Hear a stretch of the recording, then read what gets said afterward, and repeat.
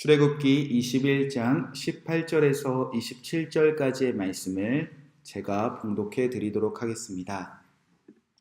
사람이 서로 싸우다가 하나가 돌이나 주먹으로 그의 상대방을 쳤으나 그가 죽지 않고 자리에 누웠다가 지팡이를 짚고 일어나 걸으면 그를 친 자가 형벌은 면하되 그간의 손해를 배상하고 그가 완치되게 할 것이니라. 사람이 매로 그 남종이나 여종을 쳐서 당장에 죽으면 반드시 형벌을 받으려니와 그가 하루나 이틀을 연명하면 형벌을 면하리니 그는 상전의 재산임이라. 사람이 서로 싸우다가 임신한 여인을 쳐서 낙태하게 하였으나 다른 해가 없으면 그 남편의 청구대로 반드시 벌금을 내되 재판장의 판결을 따라 낼 것이니라. 그러나 다른 애가 있으면 갚되 생명은 생명으로, 눈은 눈으로, 이는 이로, 손은 손으로, 발은 발로, 맨 것은 된 것으로, 상하게 한 것은 상함으로, 때린 것은 때림으로 갚을지니라. 사람이 그 남종의 한 눈이나 여종의 한 눈을 쳐서 상하게 하면 그 눈에 대한 보상으로 그를 놓아줄 것이며, 그 남종의 이나 여종의 이를 쳐서 빠뜨리면 그 이에 대한 보상으로 그를 놓아줄지니라. 아멘. 하나님의 말씀입니다. 오늘은 출애굽기 21장 18절에서 27절 말씀을 가지고 신체적인 피해에 관한 율법을 우리가 함께 배우고 이 율법을 통하여서 우리가 함께 붙잡고 기도하도록 하겠습니다. 어제는 살인죄에 해당하는 그 법이 살인죄에 해당하는 범죄가 무엇이며 그 살인을 저질렀을 때 어떤 형벌을 받는지 살펴보았습니다. 하나님의 나라는 생명을 존중하며 하나님의 백성들은 생명을 존중합니다. 그래서 살인을 저지를 경우에는 반드시 그도 사형에 처하는 것이 하나님 나라의 법이었습니다. 그 형벌이 가혹함이 아니라 하나님의 나라는 그렇게 살인과 그리고 그 범죄를 엄격히 금하는 나라라는 것이 어제 우리가 배웠던 내용입니다. 그리고 오늘 계속 이어지는 법률도 살인죄에 이어져서 계속 이어지는 법률로 특별히 살인까지는 아니지만 신체적인 손상을 주었을 때도 어떤 형벌들이 이어지는지 이제 하나하나 하나님께서 모세를 통해서 말씀하고 계십니다. 자, 첫 번째는 사람들이 서로 싸우다가 서로 상대방에게 어떤 폭력이나 돌이나 어떤 주먹으로 그들을 쳐서 신체적인 피해를 준 경우에 해당되는 율법입니다. 자, 18절 19절의 말씀에 이렇게 기록되어져 있습니다. 사람이 서로 싸우다가 하나가 돌이나 주먹으로 그의 상대방을 쳤으나 그가 죽지 않고 자리에 누웠다가 지팡이를 짚고 일어나 걸으면 그를 친 자가 형벌은 면하되 그간의 손해를 배상하고 그가 완치되게 할 것이니라. 이렇게 기록되어져 있습니다. 서로 싸우다가 주먹으로 상대방을 쳤습니다. 그리고 어떤 도구를 사용해서 상대방의 피해를 입혔습니다. 그렇다면 반드시 손해를 배상하고 완치할 때까지 책임을 지라 말씀하셨습니다. 서로 싸우다가 상대방을 쳤을 때 손해를 입히고 특별히 완치할 때까지 책임을 지라 명령하셨는데, 여기서 완치가 우리가 잘 아는 라파, 여호와 라파라고 말씀하지 않습니까? 그 라파라는 단어를 동일하게 쓰고 있다는 겁니다. 그렇게 하나님의 나라는 서로 때로는 싸울 수도 있지만, 그러나 상대방이 어떤 피해를 입혔다면, 말싸움이 아니라 감정적인 싸움이 아니라 반드시 신체적인 표현을 입혔다면 하나님이 우리를 완치하듯이 그 한 사람이 완치될 때까지 책임지는 것이 하나님 나라의 법칙이라는 겁니다. 그런데 이 훗날에 이 율법이 무너지고 서로 싸우고 서로 다치게 해도 하나님의 마음으로 그들을 완치하는 것이 이스라엘 백성들에게 다 무너졌던 경우가 있습니다. 그래서 이제 예수 그리스도가 어떤 일을 하기 위해서 오시냐, 스가랴에서 보면 이런 말씀이 있습니다. 보라, 내가 한 목자를 이 땅에 일으키리니 그가 없어진 자를 마음에 두지 아니하며 흩어진 자를 찾지 아니하며 상한 자를 고치지 아니하며 강건한 자를 먹이지도 아니하고 오히려 살찐 자의 고기를 먹으며 그 굽을 찢으니라. 그렇게 모든 것을 찢는 사람들이 이 땅에 가득했다는 겁니다. 이 상하고 서로 싸우고 서로 피해를 주면에도 고치지 않는 것을 금하는 한 명의 목자가 이 땅에 오십니다. 그 예수 그리스도가 우리가 서로 싸우고 서로 상처 주고 서로 피해를 주는 것을 회복하는 여호와 라파의 예수 그리스도로 다시 오게 된다는 겁니다. 그렇게 하나님의 나라는 서로 상처를 냈을 때, 서로 싸우다가 작은 신체적인 피해를 주었을 때도 하나님의 마음으로 라파, 고쳐내는 백성들이 반드시 치유해주는 백성들이 바로 하나님의 나라의 그런 법칙이고 하나님 나라의 백성들이 살아가는 방식이라는 겁니다. 그러나 혹여 싸우다가 상대방을 죽인 경우에는 어제 우리가 배운 살인에 해당하는 율법에 마찬가지로 그도 반드시 형벌을 면할 수 없다. 즉 싸우다가 상대방을 죽인 경우에는 그는 반드시 사형으로 그 공동체에서 죽여 그 공동체에서 분리하라고 주님께서 말씀하셨습니다. 그렇게 하나님의 나라는 서로 싸우는 것을 멈추는 나라이며 혹여 싸우다가 피해를 주었을 때는 그를 완치시키고 그를 회복시키는 곳이 바로 하나님의 나라와 하나님의 백성의 법칙이라는 것입니다.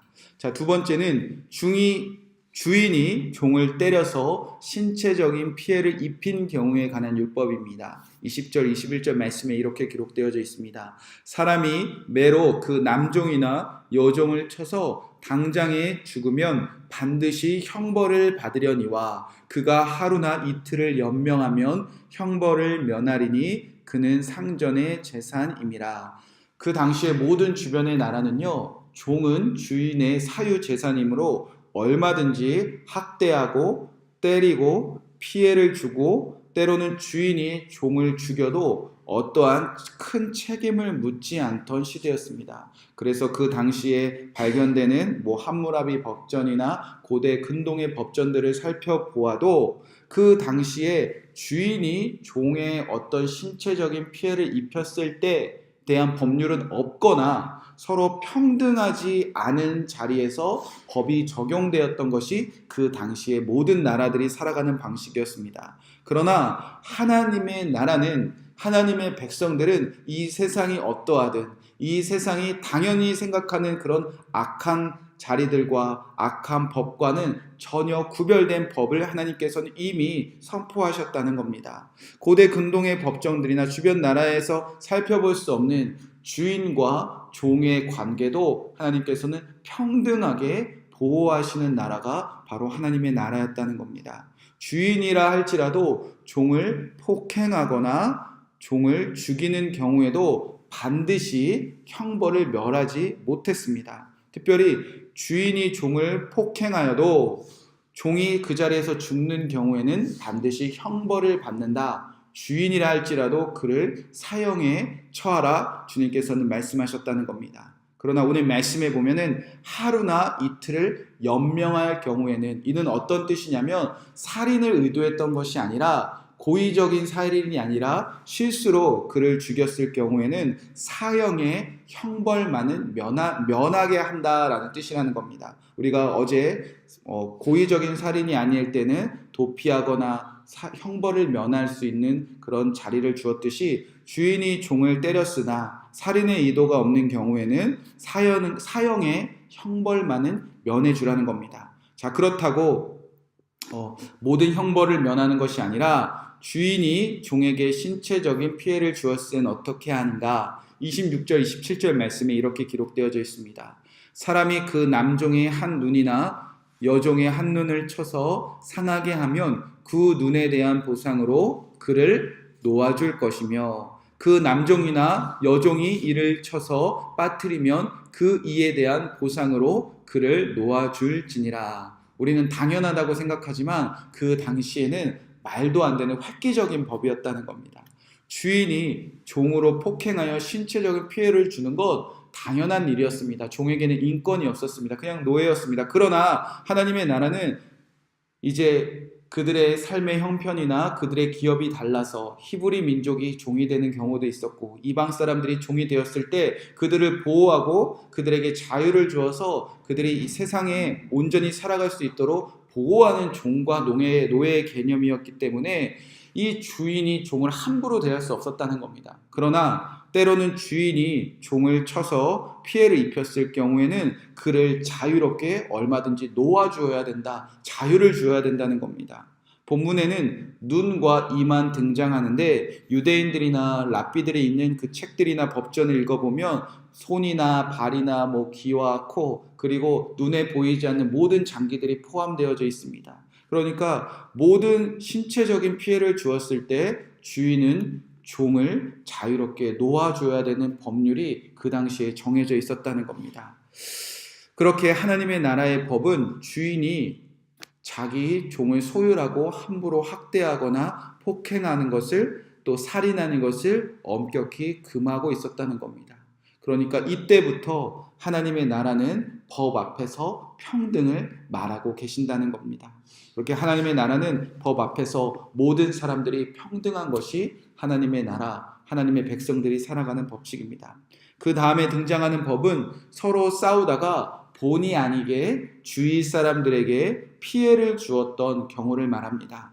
그리고 이 말씀에 등장하는 특별한 사람은 바로 임신한 여인이 등장합니다. 이 서로 싸우다가 주변에 있는 임신한 여인에게 피해를 준 경우는 두 가지 율법을 나뉩니다. 특별히 임신한 여자에게 피해를 준 경우를 왜 등장하냐면 눈에 보이는 고의적인 피해와 혹시 보이지 않는 곳에 고의적이지 않았을 때 피해를 주는 것으로 나누는 것입니다. 그러니까 낙태가 등장하고 그리고 여인이 등장해서 어머 어떻게 낙태했는데 이렇게밖에 처벌을 안 해 이런 뜻이 아니라 싸우다가 눈에 보이는 고의적인 피해를 주었던가 아니면 임신한 여인을 안에 어떤 생명이 있었는지 모르는 경우 그러니까 부지적인 피해를 준 경우를 의미하는 것이지 하나님의 법이 어떤 태아를 소중하지 여기지 않는다 그런 뜻은 절대 아닙니다.